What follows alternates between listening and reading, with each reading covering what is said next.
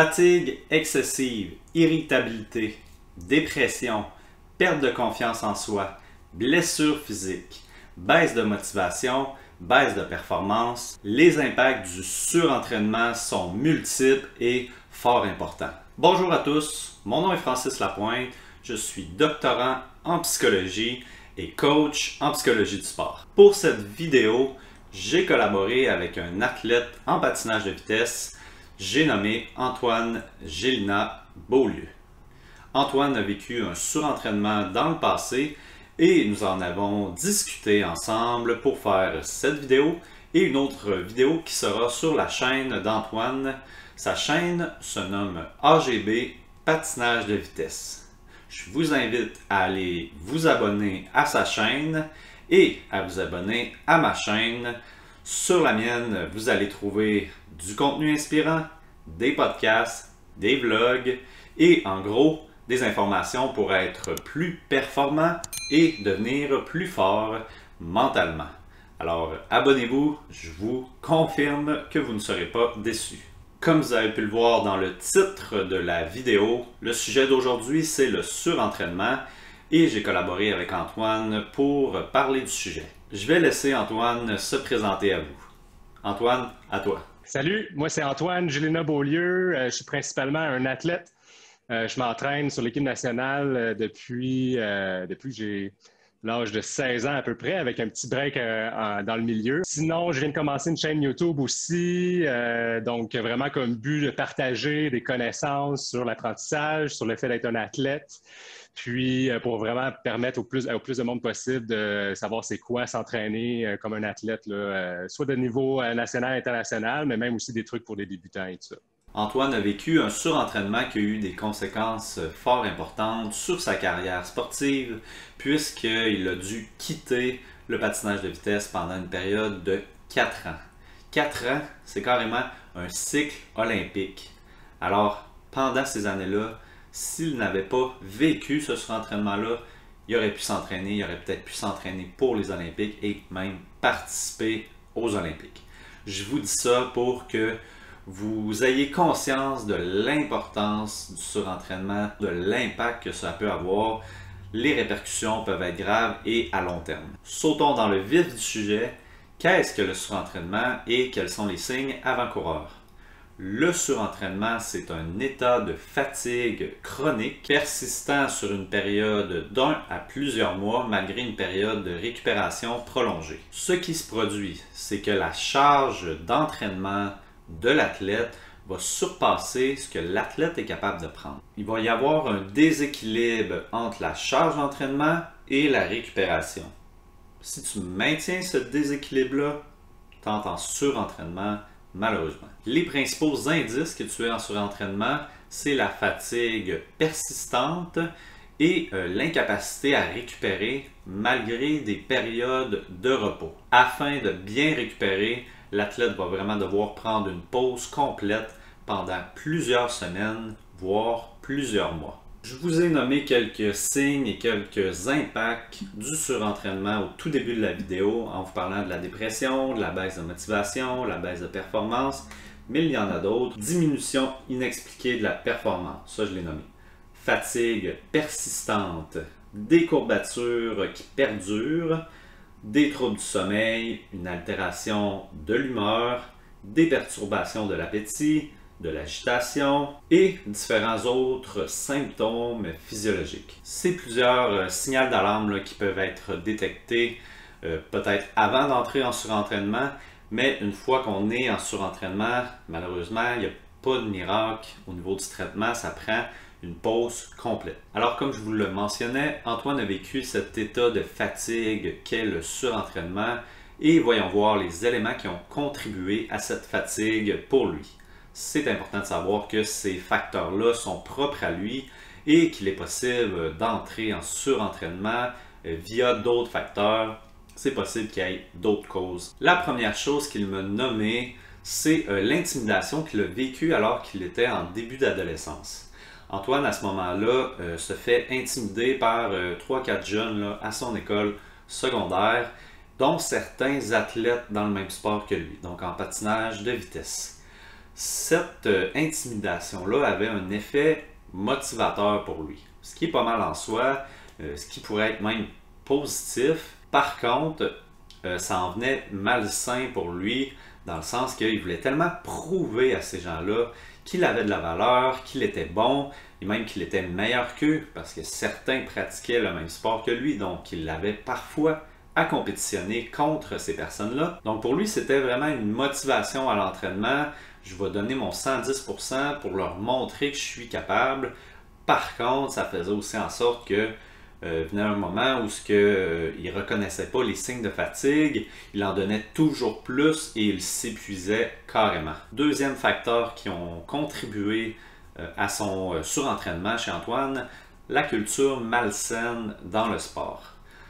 Dans le sport, on sait que c'est un monde de performance, donc on veut toujours s'améliorer, on veut gagner, mais c'est important aussi de prendre en considération le bien-être, l'aspect mental. Il ne faut pas que la personne tombe en burn-out ou en surentraînement, se retrouve à trop en faire. Son coach carrément l'intimidait lui aussi. Alors non seulement il a vécu de l'intimidation de coéquipiers et de jeunes comme lui là, au secondaire, mais par la suite, là c'est un peu plus tard, autour de 16-17 ans, il a un nouvel entraîneur. Cet entraîneur-là l'intimide, donc lui dit qu'il n'en donne pas assez, lui dit que lui, quand il pratiquait son sport, il en donnait beaucoup plus que lui. Alors, il le fait sentir coupable de ne pas en donner assez. Donc, il va jouer vraiment sur l'aspect de la culpabilité.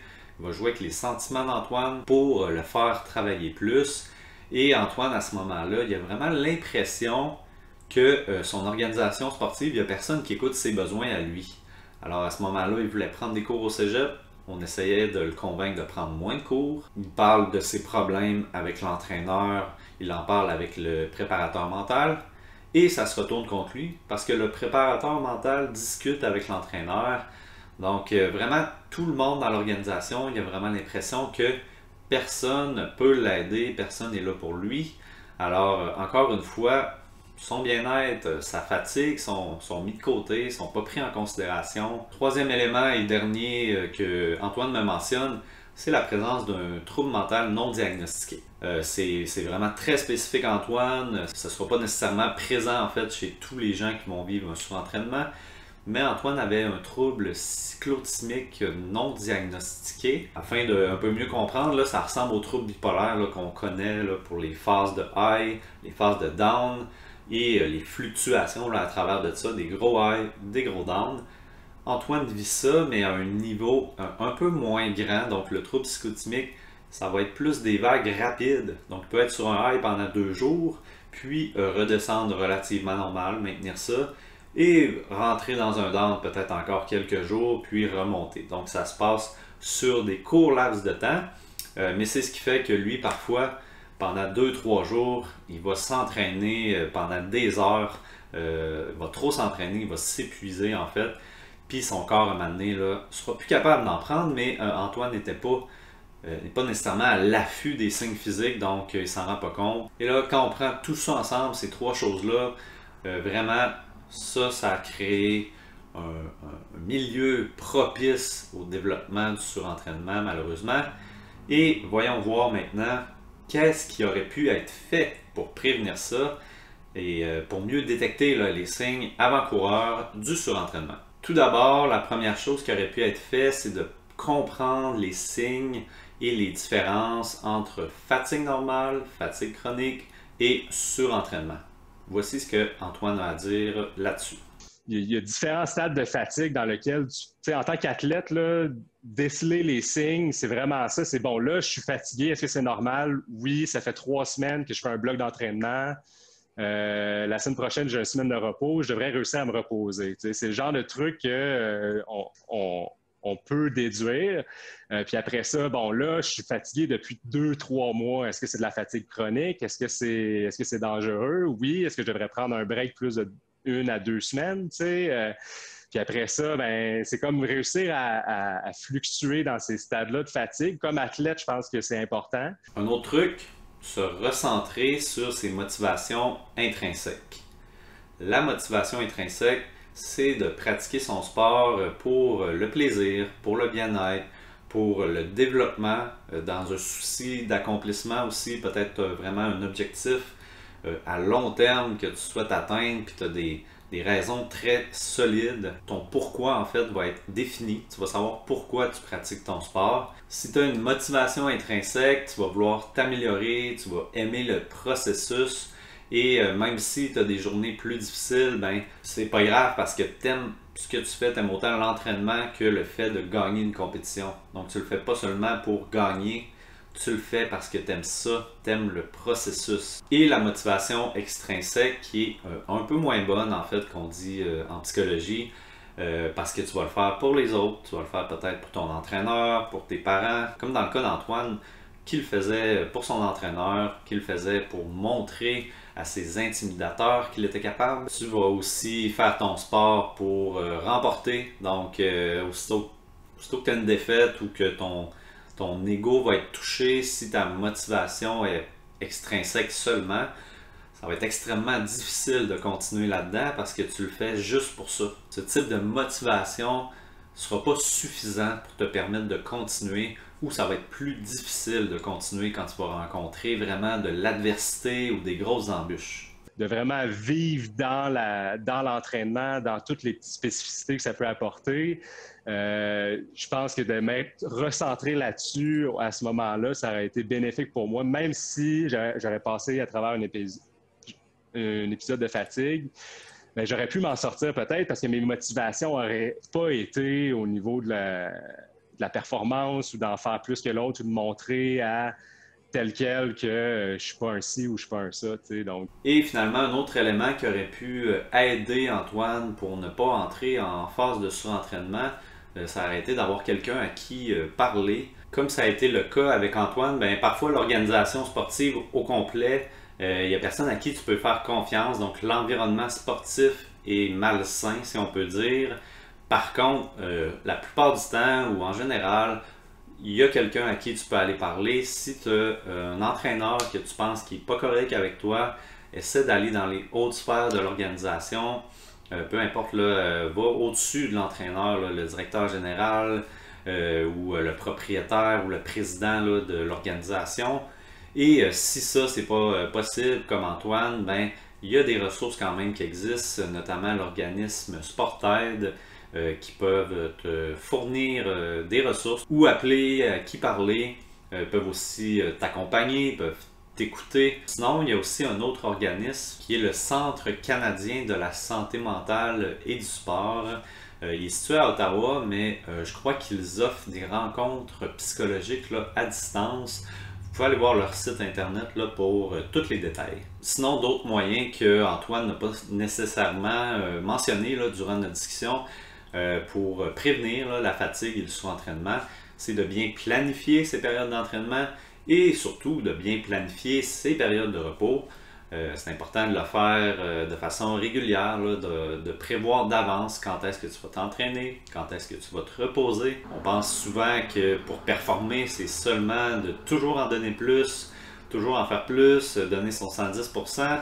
Mais la performance, c'est aussi de bien utiliser ces périodes de repos et d'en avoir assez. Évidemment, il y a aussi l'alimentation qui est un élément super important. Si tu as un manque, que ce soit en protéines, en acides aminés, en glucides, peu importe, ça va nuire en fait à ta récupération.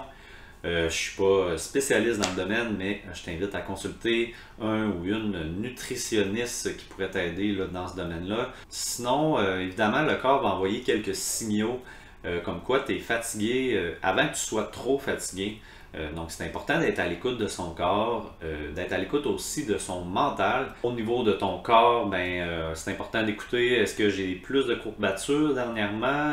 Pourquoi j'ai plus de douleurs à ce niveau-là? Aussi, c'est important d'évaluer, de regarder régulièrement, est-ce que je progresse encore? C'est tout à fait normal de stagner pendant des petites périodes. Par contre, si tu te mets à régresser là, au niveau de tes performances, là, c'est un petit signal d'alarme qu'il faudrait quand même vérifier. Est-ce que j'ai plus de difficultés à gérer mes émotions? Est-ce que je suis plus irritable? Je me fâche plus facilement envers mon entraîneur?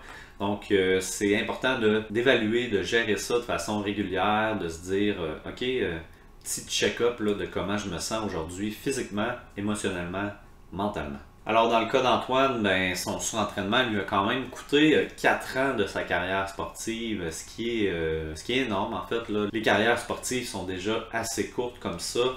Alors c'est vraiment important de prévenir plutôt que d'attendre qu'on soit en surentraînement parce que ça risque d'être beaucoup plus long.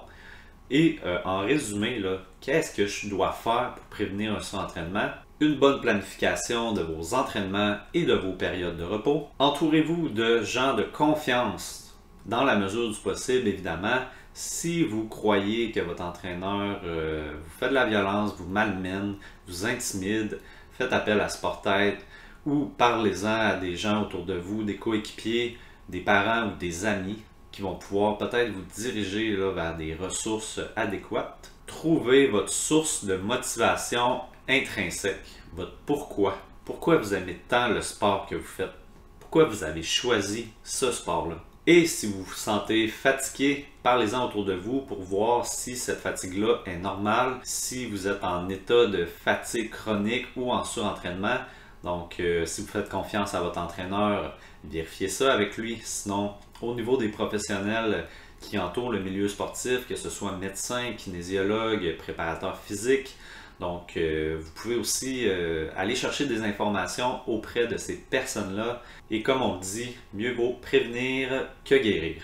Alors voilà, c'est tout pour cette vidéo. J'espère que ça vous a aidé à mieux comprendre le surentraînement et à mieux être en mesure de détecter des signaux possibles si jamais vous en avez ou si jamais vous avez des gens autour de vous qui pourraient avoir un état de surentraînement. J'espère que vous serez en mesure de plus le détecter. Si vous avez aimé cette vidéo, faites un pouce en l'air ou abonnez-vous simplement à ma chaîne. Un gros merci et on se revoit bientôt.